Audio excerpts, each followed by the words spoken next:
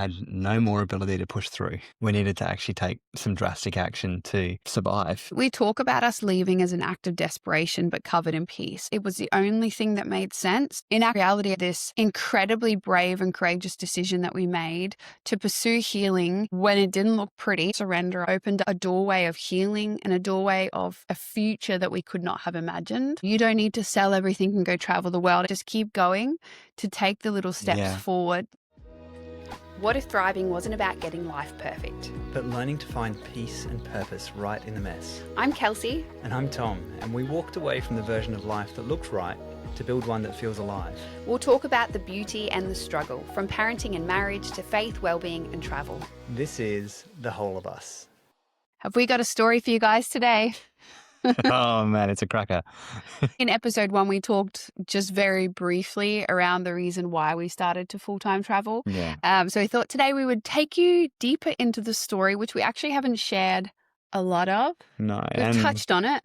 Look, a lot of you know us from this online space that you've so beautifully curated over the past few years. And it's so easy to look at short form content and pretty pictures and videos and go, wow, life's amazing. It's just stunning. And look, honestly, I love the way that you haven't shied away from the messy in any of your work. No, but there has been a very conscious effort not to talk too much about it. I think there's a lot of wisdom while you're in deep healing not to be processing on through an online platform. That would just be crazy. And look, we should caveat this thing by saying, even in sharing this story, we haven't made it. There's plenty of process still to go, and there is so much joy in that journey. Because that's life, right? Exactly. We don't make it to a particular point. Yes, definitely. And healing is not linear. It's ups and downs and tipsy-turvy sort of stuff. But we wanted to talk about the life we sort of left behind and what really prompted us to start traveling. And I guess more than that, start our transformation journey, like what the catalyst was for that. Yeah. So we had built a business. Professional and just lifestyle that was beautiful. We had 5-year, 10-year goals, and we were really ticking them off. And yeah, it's really interesting how the process in hindsight, you can see where things started to crack and fall apart. At the time, it felt fairly rapid. It felt very powerless. It felt all-consuming. Totally. So I guess to go back to a past version of ourselves, and me particularly, I had an incredibly positive view on life. I had a mind frame that kind of was like, everything's going to work out. God is always good. We've got the capacity to handle all things. We can make things happen. And as we sort of said, like that had set us on a beautiful path and created some amazing structure around life. It's also true to a point. Like to look at. Absolutely. Yeah. I guess the flip side of it though, when you take that constant positivity too far, it can become quite toxic because it doesn't leave any space for humanity, for the reality that we're not perfect beings. We don't live in a perfect world. We don't have perfect control over our lives as much as we'd like to espouse this fact. And I mean, that's something that culturally we've tried to remove so much, is chance of mystery, something outside of ourselves having the possibility to influence what was going on. And so through a process of starting to understand the emotional health journeys that people go on, and initially for me that was looking at it from a very professional standpoint of, I want to help people better because we can move through these journeys. We had been on an emotional health journey ourselves for many, many years, forced in by my own mental health journey. Yeah. But this type of modality was very different. It looked a lot rather more than about moving from a cognitive space. It was what's actually going on in my body. And I think I took a long time to come around to this reality. And you started to recognize in me a few signs that were not lining up with what I would be saying. So there was a lot going on in our life at the time, and a lot of it we can't talk about when we were transitioning through businesses and that type of thing. But I did start to notice, hindsight's crazy. You would like have a couple hours sleep every night. You would be up at 3 a.m. doing a workout. And I just thought, oh my gosh, you've got so much more capacity than me. And I would just play it off as, I'm just so high functioning. It's amazing. Yeah. And I mean, you started to the things that used to bring you joy just weren't anymore. Yeah. You weren't exercising as much, you weren't eating as much. There were a lot of symptoms that I now look at and they were quite concerning. But at the time, it was just we were busy. We had young children, you had a business that we're running, and there was a lot going on. But the day our life nearly changed, I think that was such a wake-up call for me. You were really unwell mentally, and we got very close to losing you. And that morning, and most of that day, actually, you were fine. You were smiling, you were happy. You, Yeah. I don't look back and think, oh gosh, yeah, you nearly did something that would have just really destroyed our family. Yeah. You were so mentally unwell at this point, and like I said, there was a lot going on at the time that we can't talk about, but it just all accumulated, and it was really scary. Yeah. Oh, you're so right. And I was going through a process of recognizing that I had no more ability to push through. I, I, I had created a facade, an identity that was capable of almost anything. And I think as men, we're seen as the providers and the Yeah. protectors and the ones who hold it all together. And that is beautiful and such a stunning picture of an embodied role and an embodied masculine energy. But taking that too far, it becomes totally self-rejecting in a sense. Yeah, you abandon yourself to survive that, I guess. Yeah, yeah. So through this process of having to sell our business and moving away from all the things that we'd known, all of the goal-oriented life, all Yeah. of the seeming stability that we created and the protectors that were there, it was a gradual stripping off of who actually am I? Like, how do I show up in the world now with this inability to now do the thing that was satisfying this purpose, this need to care for, to protect, to look after, to rescue, and so much of all of my worth was rooted in this, and it showed in how we did relationship. It showed in how I was showing up in professional life and in life in community, and as through the circumstances we went through, I was left facing the reality of what was left, and Yeah. it didn't feel like a lot. And it's very easy in that moment to become very self-critical, to kind of go, well, you're not worth anything. What's the point of even being here? It felt very hopeless. And I think, like we talked about earlier, your need to do everything right and need to do everything to the best of your ability. And in the process of laying down your professional identity, which like incredibly tied in with your self identity, yeah, it was a very hopeless season. And not only were you grappling with the identity shifts, but it was your deep need to feel the needs of other people and the satisfaction you got from that, you were now had no capacity to do. No, no. And so there was this horrendous duality of looking at like, like I can't actually do that. Yeah. And then the critical side of me that was going, yeah, but that's what you're made to do. So what do you do now? And unfortunately, like that relationship with needing to rescue had set our relationship up in a super rocky place. Effectively, it created a dynamic that put me as the powerful one and took all power away from you. It left you really powerless to actually show up, because I was always going to rescue and I could always do things better. And so it was totally unfair. And I can see I in that appreciate moment, that. it left you in a crushed position, because suddenly this person who'd been showing up with, of being able to do the things, left. Yeah, we were talking about it, in the notes for this podcast, the inner world that we both experienced during that time. And yours was obviously very complex.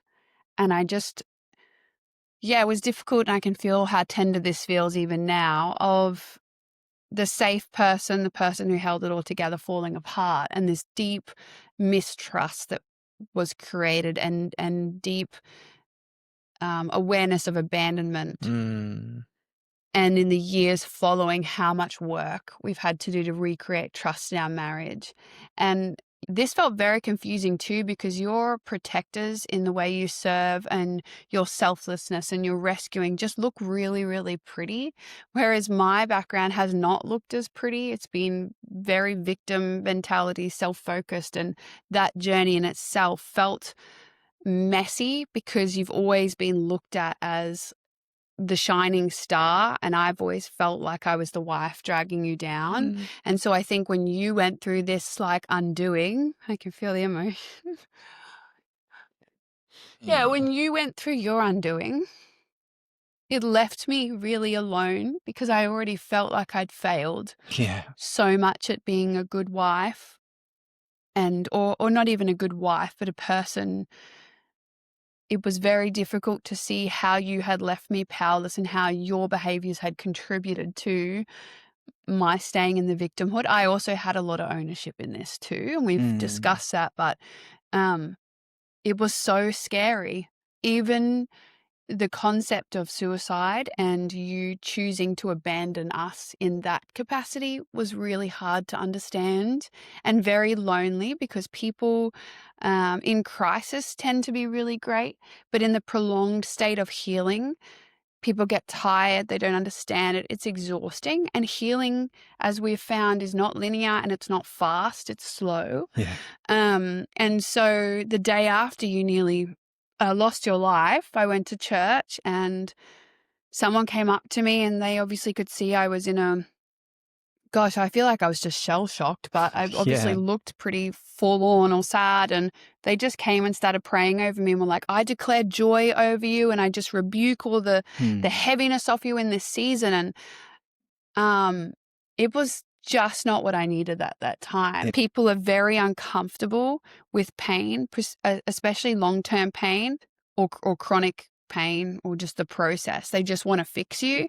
And in that moment, I didn't need someone to fix me. I needed someone to sit with me And in just the be grief present. and be present. And so what started to happen is not only was I finding that I couldn't go to you with what I was experiencing, and I'm sure you felt similar because you were trying to articulate your world. The world around us started to feel less safe. Obviously not physically, but Yeah. in an emotionally supportive way. It felt very misunderstood and we didn't have answers. We had a very good looking life and we were making choices that people didn't understand, nor could they support many people. We had high demand of clients wanting you back, and we would go out in our community and people would always ask us, when are you starting your next business and what are you doing next? And behind the scenes, we are falling apart. Yeah. Inbox is full with asking that question and me wrestling with this deep desire still to go and fix and help and do, and facing the reality of I'm not actually able to do that. Yeah. Like That was so scary, just seeing yeah, you now unable to do that. yeah. And I can see in that as well, there was so much fear in me not being able to do that for you because there was the fear of abandonment from you. Like Yeah. suddenly my friend, my person I loved doing life with, if I wasn't providing her needs, she would leave.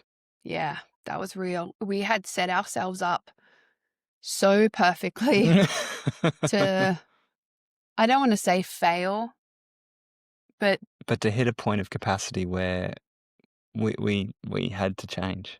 yeah. And in that time, we started seeing individually psychologists and individually doing our own work. I had started doing we both had like life consultancy program, which was all about emotional health and We started both doing some somatic work as well. yeah, a lot of trauma release stuff. And of course, there is more than just, business and professional life. We all have a background and childhoods and, things that happen through life that we suddenly could no longer ignore. And I guess the point of why we're bringing all this up was that it was not a cognitive ability to push on anymore. Your body had said, I cannot do this anymore. Yeah. And it felt like it imploded our life. Well, the more I tried to dissociate from the internal reality that was sitting there, the more crushed I became by it. Yeah, and I could see that, and we had then hit this point of you would be fine, and then all of a sudden not fine, and it was a very scary, volatile season. Yeah, And I think that really birthed this idea of travel. You had lived and grown up overseas. yeah, yeah, You'd seen how transformative travel could be for your healing. yep. We felt no longer. Safe in the environment that we're in, and it feels funny to say that because it's It's beautiful, beautiful. and we love where we live, and the people around us were great. Yeah, It's just our ability to heal, and we to show up felt, here, it felt and to like show up messy yeah, and not with the faces that we had really gotten good at, yeah, particularly you, yeah. and the constant questions. And it was, uh, Well, I mean, I think the way we started describing it, like imagine if you've got this giant gash and you're trying to stick band-aid after band-aid after band-aid on it, but it's not stopping the bleeding at yeah, all. a severed artery, and you're trying to heal it with a Band-Aid. It could no longer be ignored. We needed to actually take some drastic action to survive. Yeah, and there we talk about us leaving as an act of desperation, but covered in peace. And I think that's the clearest capturing of that Mm, time, of how crazy for a couple who, with children, to leave their network of support, their home, the safety of what home represents, yeah, and go and travel with not much of a plan, and mentally really unstable at the time. yeah. It felt so desperate, and yet it was the only thing that made sense, and made sense just to us. That was also what was difficult, because if you had known us at the time, that, and known what was underneath the surface, you'd be thinking like I was, What what the a heck are you crazy, doing? like, let's go out in different cultures, constant movement, different Yeah, languages. remove all of the seeming stability that you had in life, like the home and the kids at school and But the perhaps nice things. that's what made the decision easier, was that all of that now felt shaky. Yeah, That foundation had cracks through it, and the illusion of safety in your job, in your health, in your finances, in your identity had just cracked. And so it was yeah, suddenly like nothing even feels stable anymore.